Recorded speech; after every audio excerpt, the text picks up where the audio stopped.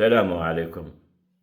قصة حياة الماعز أو فيلم حياة الماعز الذي عمل هذه الضجة، والذي أخرج المرتزقة والجرذان والغربان والكلاب والكل من السراديب، ليجعلوا من هذا الفيلم قضية تضرب العلاقات العمانية السعودية، رغم أن الفيلم الممثلين فيه من الأردن، من الجزائر، من السودان، وصور الفيلم على أرض الأردن وعلى أرض السودان، وهناك شركات عربية ودول عربية منتجة ومداعمة لهذا الفيلم، إلا أن تم التوجيه كل الوصل إلى وين؟ إلى عمان، لأن هناك مرتزقة موجودين على أرض الخليج يريدون خلق هذه المشكلة بين عمان والسعودية، لأن هناك في توافق، هناك من له مصلحة.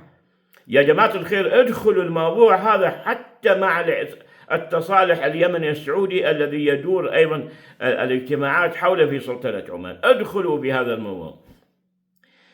أنا أرى بأن هذه القصة حقيقية للعلم، القصة حقيقية وتحدثت عنها قناة المجد المملكة العربية السعودية الشقيقة قبل 3 سنوات، واللي يريد الرابط بنعطيه الرابط، أهلا وسهلا فيه.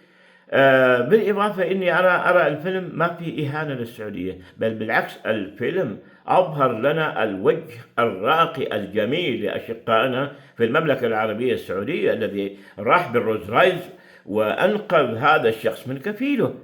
الطغاة والفجرة والمتكبرين موجودين في السعودية وفي عمان وفي كل مكان، ليست هناك كمالية لأي دولة كانت، الكمال لله وحده، لكن تم التركيز فقط على النقطة السوداء وتركت الصفحة البيضاء.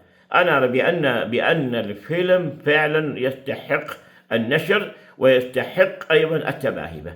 كل التحية والتقدير. المملكة العربية السعودية وكل دول الخليج العربي خط أحمر، وعلى المرتزقة أن لا يدسوا أنوفهم بيننا. نحن كخليجيين سنتفاهم بإذن الله تعالى.